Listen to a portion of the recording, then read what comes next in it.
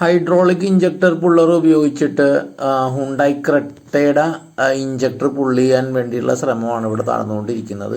ഇത് നമ്മുടെ Angamaly VTJ ഹുണ്ടായുടെ service സെൻറ്ററിൽ അവരുടെ OE ടൂൾ അവർക്കുണ്ട്. മറ്റേ നമ്മുടെ ഹുണ്ടായി സപ്ലൈ ചെയ്തത് അത് മെക്കാനിക്കൽ ടൈപ്പ് തന്നെയാണ്, ഇതേ മോഡൽ തന്നെയാണ്. അവർക്ക് ഇത്തരം ടൂൾ ഉപയോഗിച്ച് പരിചയമുണ്ട്. കാരണം ഞാൻ ഈ ടൂള് ഇറങ്ങിയിട്ട് ഇപ്പോൾ ഒരു ഏകദേശം എനിക്ക് തോന്നുന്നു 8 മാസത്തോളമായി. ഞാൻ പല വർക്ക്ഷോപ്പുകളിലെ ആളുകൾ ഇഞ്ചക്ടർ അങ്ങനെ എപ്പോഴും ആൾക്കാർ യൂസ് ചെയ്യാറില്ല, അങ്ങനെ ആവശ്യം വരുന്നൊരു ടൂളല്ല.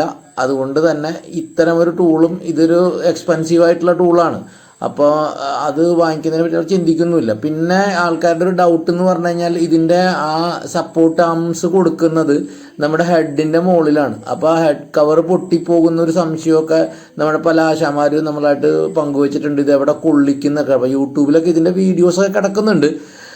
പക്ഷേ എനിക്കും ഇതിനെപ്പറ്റി വ്യക്തതയൊന്നും ഉണ്ടായിരുന്നില്ല. അപ്പോഴാണ് ഇങ്ങനത്തെ ഒരു റിക്വസ്റ്റ് വന്നത്. അങ്ങനെ നമ്മളിവിടെ അതിൻ്റെ ഒരു ട്രയൽ ചെയ്യുന്നതാണ്. നമ്മൾ ഈ ടൂള് വന്നിട്ട് ആദ്യമായിട്ടാണ് നമ്മൾ ഇതിൻ്റെ ട്രയൽ ചെയ്യുന്നത്. അപ്പോൾ അവരുടെ അടുത്തുള്ള ഈ നമ്മുടെ ടൂള് ഓൾറെഡി ഇതേപോലെ തന്നെ 2 സൈഡിൽ സപ്പോർട്ട് ചെയ്തൊരു മോഡിൽ ഒരു മിഡിൽ ബീം ഇട്ടിട്ടാണ് അവർ ചെയ്യുന്നത് പോയിട്ട്. അപ്പോൾ അതുകൊണ്ട് തന്നെ അവർക്കത് സപ്പോർട്ട് ചെയ്ത് നല്ല ശീലമുള്ളതുകൊണ്ട് അവർക്ക് അതിന് പ്രോബ്ലം ഉണ്ടായില്ല. ഞാനിത് മുന്നേ നമ്മുടെ ഒരു ആശാനോട് പുള്ളി പറഞ്ഞിട്ട് അപ്പോൾ ഇത് ഇങ്ങനെ ചെയ്ത് കഴിഞ്ഞാൽ ഇത് പൊട്ടിപ്പോവും, വാൽവർ പൊട്ടിപ്പോവില്ല എന്നൊക്കെ ചോദിക്കുന്നുണ്ടായിരുന്നു. പക്ഷേ ഇവർക്കത് കറക്റ്റായിട്ടത് ഇത് ചെയ്യുന്ന ശീലമുള്ളതുകൊണ്ട് നമുക്ക് ആ ഒരു പ്രോബ്ലം ഉണ്ടായിരുന്നില്ല. പിന്നെ ഈ നമ്മുടെ ഹൈഡ്രോളിക് നമ്മൾ കുറേ നാളായിട്ട് ഉപയോഗിക്കാതെ വെച്ചിരിക്കുന്ന ഒരു ഐറ്റം ആയതിൻ്റെ പേരിൽ നമുക്കതിന് ഓയിലിൻ്റെ കുറവൊക്കെ ഉണ്ടായിരുന്നു. അതെല്ലാം നമ്മൾ പരിഹരിച്ച് അതവർ കൃത്യമായിട്ട് ടൈറ്റ് ചെയ്ത് 2 പ്രാവശ്യമായിട്ട് ഊരിയെടുത്തു. അതിൻ്റെ ത്രെഡ് ഡാമിന് ചെറിയൊരു പ്രോബ്ലം ഉണ്ടായിരുന്നു.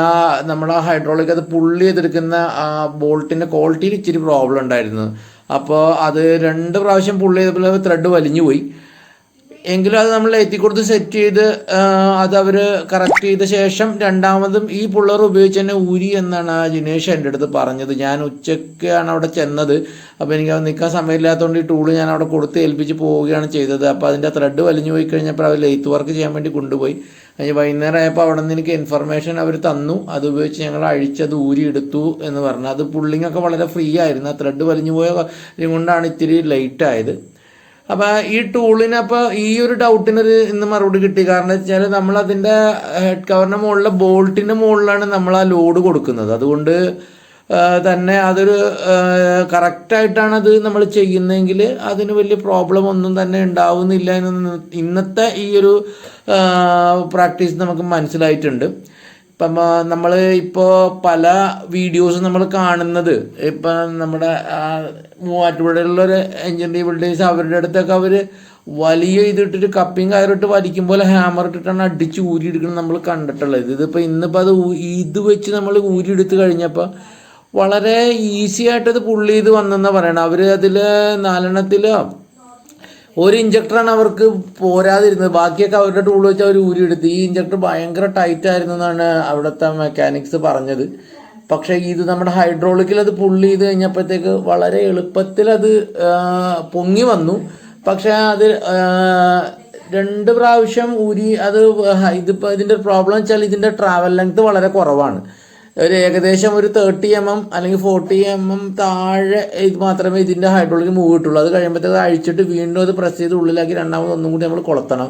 എങ്കിൽ മാത്രമേ നമ്മൾക്കത് ചെയ്യാൻ പറ്റുന്നുള്ളൂ. അതൊരു ഡിഫക്റ്റ് അല്ല, വളരെ ആ രീതിയിലാണ് പോകുന്നത്. ഹൈഡ്രോളിക്കിന് നല്ല പവറാണ് അതിനുള്ളത്. പക്ഷേ ഇതിൻ്റെ പവർ കൊണ്ട് തന്നെ ഇഞ്ചക്ടറിൻ്റെ ടൈറ്റും ഹൈഡ്രോളിക്കിൻ്റെ പവറിൻ്റെ ഇടയിൽപ്പെട്ട് നമ്മുടെ ഈ അതിൻ്റെ ആ മിഡിൽ ആമിൻ്റെ ആ ബോൾട്ടിൻ്റെ ത്രെഡിന് ഡാമേജ് സംഭവിച്ചു. അതാണ് ഇപ്പോൾ ഇന്നലെ നമുക്കൊരു ഡിഫക്റ്റായിട്ട് കണ്ടത്. അപ്പോൾ ബോൾട്ട് ഒരു ഹൈ ക്വാളിറ്റി ആയിക്കഴിഞ്ഞാൽ ഇതൊരു വളരെ എളുപ്പത്തിൽ ഒരുപാട് ഇഞ്ചക്ടർ ഊരുന്നവർക്ക് ഇത് വളരെ എളുപ്പമുള്ളൊരു സംഗതി ആയിരിക്കും. കാരണം വെച്ച് കഴിഞ്ഞാൽ നമ്മൾക്ക് ഹാമറിങ് ചെയ്യുമ്പോൾ ഉണ്ടാവുന്ന എഞ്ചിൻ്റെ മുകളിൽ വരുന്ന ഇമ്പാക്റ്റ് ഒക്കെ ഇല്ലാണ്ടിരിക്കും. അപ്പോൾ ഇത് നമ്മളിപ്പോൾ ആ ഫസ്റ്റ് ടെസ്റ്റിൽ ഇത് ഏകദേശം 100% ഓക്കെയാണ്.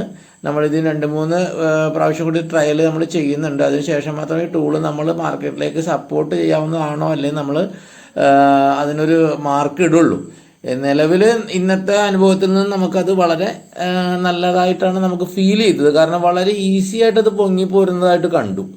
അപ്പോൾ ഈ ടൂളിൻ്റെ ബാക്കി ഡീറ്റെയിൽസ് ഞങ്ങൾ പുറകെ അപ്ഡേറ്റ് ചെയ്യുന്നതാണ്. ഇതേപോലെ തന്നെ ഇതിൽ നിങ്ങൾക്ക് എന്തെങ്കിലും അഭിപ്രായങ്ങളൊക്കെ ഉണ്ടാകും, സപ്പോർട്ടിങ്ങിൻ്റെ അല്ലെങ്കിൽ വേറെ ഏതെങ്കിലും വണ്ടിക്ക് അത് ഉപയോഗിക്കാൻ പറ്റില്ല അങ്ങനെയുള്ളത്, അത് ഞങ്ങളെ കമൻ്റ് ഇട്ട് അറിയിക്കണം. നമ്മളുടെ നമ്പറിൽ നമ്മളിതിൽ കൊടുത്തിട്ടുണ്ട്. നിങ്ങളുടെ സഹായങ്ങൾ നമ്മൾ പ്രതീക്ഷിക്കുന്നുണ്ട്. നന്ദി, നമസ്കാരം.